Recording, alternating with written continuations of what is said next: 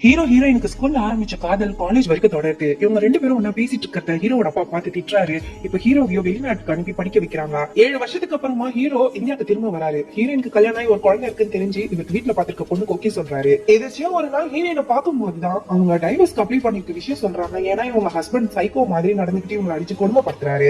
இப்ப இது கேள்விப்பட்டதுமே ஹீரோக்குமே பேசாம நம்ம ஹீரோயின் டைவர்ஸ் பண்ணதுக்கு அப்புறம் நம்மளே கல்யாணம் பண்ணிக்கலாம்னு வச்சுக்கிறாரு. இப்ப ஹீரோக்கு பாத்துருக்க பொண்ணு கிட்ட நம்ம கல்யாணம் பண்ணிக்க வேணாம்னு சொல்லி இப்ப ஹீரோயின் கிட்டயோ நம்ம கல்யாணம் பண்ணிக்கலாம் சொல்லி ப்ரொபோஸ் பண்ணிடுறாரு. ஹீரோயின் சின்ன வயசுல இருந்தே லவ் பண்ணதால இவர் மேல காதல் இருக்கு, அதனால ஓகே சொல்லிடுறாங்க.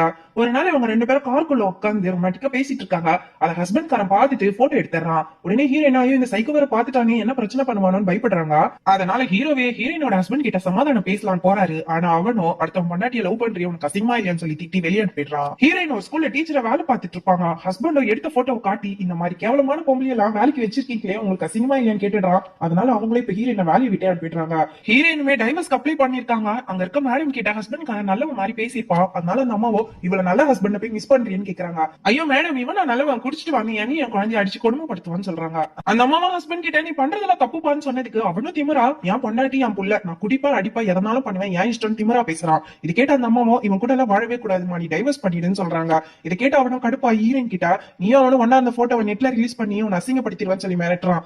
ஆனா ஹீரோயினா இதை பத்தி எல்லாம் கவலைப்படாம இப்ப ஹீரோ கிட்ட டைவர்ஸ் கிடைச்ச விஷயத்த சொல்லி சந்தோஷப்படுறாங்க. அப்புறம் இவங்க ரெண்டு பேரும் ஆசைப்பட்ட மாதிரி கல்யாணம் பண்ணி ஹாப்பியா இருக்காங்க.